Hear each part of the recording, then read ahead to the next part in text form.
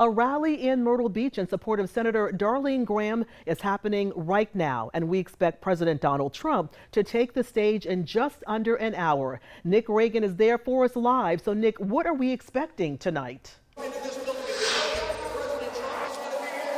And so far, we've heard from Jenny Casa-Honeycutt, who's running to represent the 1st Congressional District, and we're also listening to John Barrasso, a senator from Wyoming, right now. And we heard from Cody Simpson as well. But why is Trump here? Well, he's campaigning for Senator Darline Graham ahead of that runoff election on Tuesday. And of course, she's in a tight race against Representative Ralph Norman for her brother's seat. In recent weeks, President Trump's endorsed candidates have lost across the country, which has sort of shaken the faith in his endorsement. So he's here today to sort of reassure folks that he is still the kingmaker in the GOP primaries right now. Now, keep in mind that there is a razor-thin margin in the Senate right now for the Republicans, and Trump doesn't want any more Republicans that might defy him in the Senate. Trump personally asked Graham to run, and she has shown him extreme loyalty.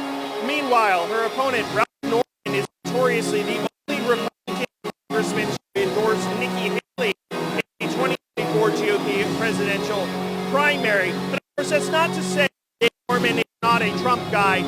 He is a Trump guy, but Trump does not forget when somebody opposes him. And all right, Nick, well, do we have a sense of how this Senate race is going to go next week?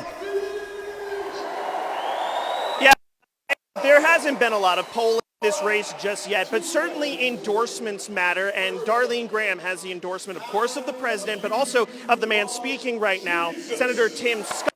And she has picked up the endorsement of Russell Fry, who's from this Myrtle Beach area and came in third in the first primary.